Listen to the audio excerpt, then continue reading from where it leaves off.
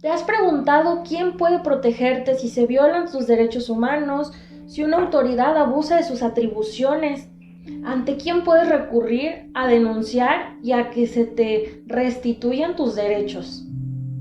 El día de hoy vamos a hablar acerca del juicio de amparo y la información esencial que todos los ciudadanos debemos saber. Tenemos el honor de tener con nosotros al maestro Héctor Salazar Torres, docente de la Universidad de Guadalajara, integrante del Centro de Investigaciones Legislativas del Estado de Jalisco. Es abogado, tiene maestría en Derecho Constitucional y Amparo, y el día de hoy nos va a explicar las nociones básicas desde qué es, cuándo aplica, qué protege, dónde se presenta, etc. Quédense, recuerden que este canal es de información jurídica básica y confiable. Y muchas gracias por estar aquí, maestro. Qué gusto. Al contrario, gracias por la invitación. Estamos a sus órdenes. Maestro Héctor, ¿qué es el juicio de amparo? Sí, el juicio de amparo es un instrumento, digámoslo así, es un mecanismo que tiene a su alcance cualquier persona, porque en su intrínseca naturaleza de ser humano cuenta con derechos humanos consagrados o contenidos en el documento máximo del país llamado Constitución Política de los Estados Unidos Mexicanos y una serie de documentos internacionales llamados tratados. En tratados y en la Carta Fundamental, en la Constitución Política, tenemos derechos humanos y por tanto el ciudadano, el ser humano que se encuentra en nuestro país, goza de ese conjunto de derechos fundamentales. Ahora bien, habrá casos en que esos derechos humanos puedan ser desconocidos o puedan ser atropellados, puedan ser vulnerados o violados por una autoridad de Estado en ejercicio de sus atribuciones. Es allí cuando el gobernado, en este caso la persona que se crea que ha sufrido una violación a sus derechos fundamentales, pueda acudir ante una autoridad competente para que pueda este tribunal, este órgano competente, tutelar ese derecho humano y si en realidad se verificó una violación a pues pueda ser recuperada para el pleno ejercicio de ese derecho. Quiero subrayar que la autoridad de Estado, es decir, el poder público, cualquier autoridad en cualquiera de sus órdenes, una autoridad federal, estatal o municipal, más allá de restringir o más allá de limitar el ejercicio de un derecho humano, está para tutelarlos. De hecho, el artículo 1 de esa Constitución Política establece la obligación de todo el poder público, de toda autoridad, inclusive de los particulares, para respetar, tutelar y promover ese conjunto de derechos que todos los seres humanos tenemos.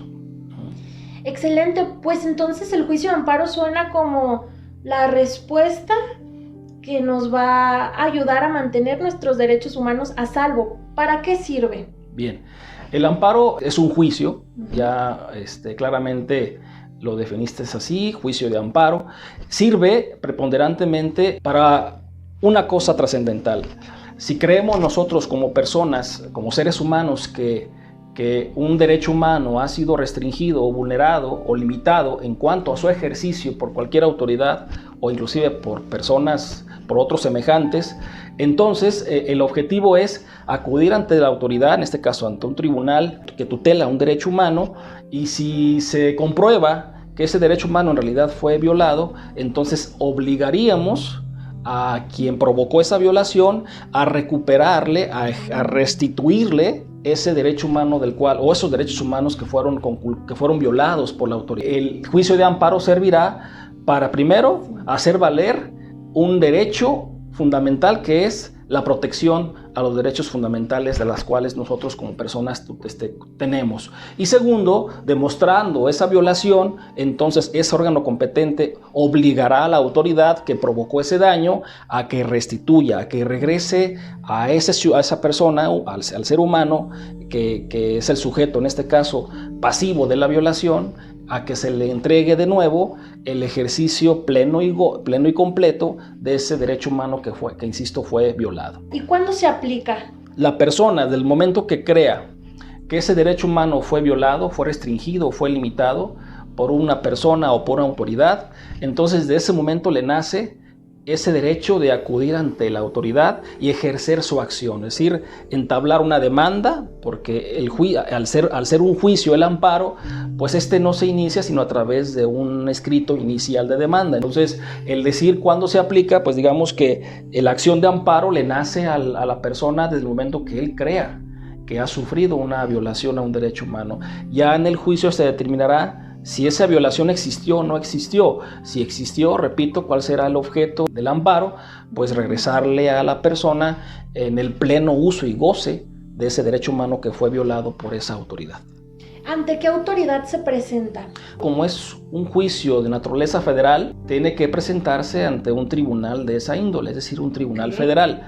En este caso, Jalisco, preponderantemente Guadalajara, el área metropolitana, cuenta con tribunales federales, llamados en este caso por su orden tribunales colegiados de circuito, tribunales unitarios de circuito y juzgados de distrito. El primero conoce el amparo denominado directo. Los últimos dos, es decir, el unitario, el tribunal unitario de circuito y el juzgado de distrito, conocen del denominado amparo indirecto. Los tres órganos son federales. Entonces, dependiendo la vía, si fuese amparo directo, pues será el tribunal colegiado de circuito al que le corresponderá conocer ese amparo. Si fuese amparo indirecto, pues entonces tendrá que conocer un juez de distrito o excepcionalmente un tribunal unitario de circuito. Los tres se encuentran, digámoslo así, concentrados en mayor número en el municipio de Zapopan, el denominado ciudad judicial. La persona que quiera intentar un amparo, pues tendrá que acudir ante esos tribunales a llevar a cabo su demanda, su juicio. Al hablar de que el amparo siempre es federal, ¿no hay un límite jerárquico entonces para que haya una sanción y una restitución del derecho? ¿Correcto? No, exacto. El amparo es genérico, es decir, el juicio de amparo como tal no solamente se limitó su procedencia contra actos de autoridades federales, por ejemplo, no. Entendamos que el amparo procede ante cualquier presunta violación a nuestros derechos humanos, independientemente quién sea el autor, llámese intelectual o llámese material. Si fue un municipio el que violó o presuntamente violó ese derecho humano, si fue un presidente municipal, si fue un director de obra, si fue un jefe de departamento, un presidente de la República a nivel federal, si fue un gobernador del estado, si fue un diputado, un senador, es decir, el juicio de amparo no hace distingos. La ley de amparo, que es la ley que regula ese juicio, que cualquier autoridad que vulnere o se presuma vulneró un derecho humano, pues entonces tendrá que controvertir, digámoslo así, esa situación ante un tribunal que ya hemos comentado. Entonces, no, el amparo es muy genérico, procede contra cualquier acto, inclusive omisiones, normas, leyes, tratados internacionales, es decir, el amparo es muy amplio. Basta con que se ponga en juego una violación a un derecho humano, cualquiera que sea esta, para poder, insisto, acudir ante los tribunales correspondientes. Maestro Héctor, ¿quiénes pueden presentar un amparo? Todas las personas que se encuentren, repito, en nuestro país, independientemente de su calidad migratoria, independientemente de su edad, todas las personas tenemos derechos humanos. Obviamente, si son menores de edad, pues tendrán que comparecer por conducto de quien sea su representante, por ejemplo. Hay un principio, que voy a atrever a decir, que es el principio de instancia de parte agraviada, que consiste en que cualquier persona, repito, independientemente de su nacionalidad, de sus preferencias ideológicas, de su sexo, etcétera, etcétera, cuenta con derechos humanos y por tanto tiene el derecho de intentar un amparo cuando cree que un derecho humano le ha sido violado. Eso es lógico, lo más que hay sus respectivas excepciones. Si es un migrante, puede intentar un amparo sin ningún problema, un extranjero. O sea, prácticamente el artículo primero nos da luz en determinar que cualquier persona, independientemente, insisto, de sus condiciones, al estar en el territorio de la República, tiene la posibilidad de ejercer la acción de amparo. ¿Y qué requisitos tiene que incluir tu amparo? ¿Tu nombre, etcétera? ¿Como cuáles? Bueno, primero nuestro nombre completo, preferentemente señalar algún domicilio para recibir notificaciones del tribunal. Hay que colocar también quién es el que provocó el daño a nuestro derecho humano, es decir, quién cometió la presunta violación a nuestros derechos humanos, en este caso, qué autoridad fue la que provocó esa violación. ¿Cuál es el acto que reclamamos? Si es una norma, si es un acto positivo, si es un acto, si fue un silencio, porque repito, el amparo procede contra acciones y contra omisiones. Entonces debemos de ser muy claros en precisar qué acto reclamamos de esa autoridad o qué acto reclamamos de ese particular. Una serie de hechos o antecedentes de cómo surgieron los actos hasta llegar a la violación de nuestros derechos humanos, es decir, lo que llamamos comúnmente como los antecedentes, ¿no? Una cronología de cómo fueron sucediendo los hechos por circunstancias de tiempo, modo y lugar. El tribunal aprecie pues esos actos consecutivos hasta llegar, repito, a la violación. Una protesta.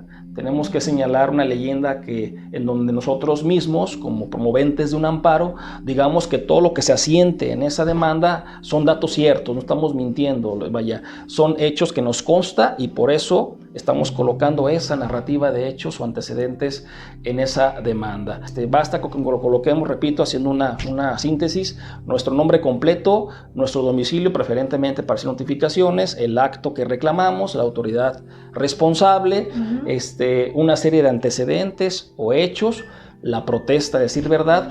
Y bueno, yo creo que lo que no debe faltar allí, que ahora sí que es lo que yo sugeriría que se redactara de manera muy contundente, es lo que la ley de amparo llama conceptos de violación. Los conceptos de violación vienen a constituir los agravios de lo que nos estamos quejando nosotros, de ese actuar o de ese no actuar de la autoridad. Entonces mucho dependerá de los conceptos de violación para saber si vamos a tener éxito o no en nuestro juicio. Por eso yo insisto que lo más fundamental es que no debe obviarse en ningún momento. Claro, porque estos conceptos de violación también aplican para cuando es un tercero, a lo mejor es un daño indirecto y tu amparo va a ir en ese sentido. ¿Es posible? El agraviado, el que se duela por el derecho humano violado, es el que está legitimado para intentar su acción de amparo. Por supuesto que la ley hablará de excepciones, es decir, ¿qué pasa si yo no puedo entablar mi demanda de amparo porque me encuentro privado de mi libertad personal, por ejemplo, ¿no? Entonces la ley de amparo ya establece, bueno, si tú no puedes intentar tu amparo porque te encuentras imposibilitado para hacerlo, pues habrá terceras personas que a tu nombre puedan interponer ese amparo. Entonces sí, por supuesto, la ley es flexible en ese sentido. Dice, bueno, si no puedes tú, pues habrá terceros que sí lo hagan a tu nombre y tu representación.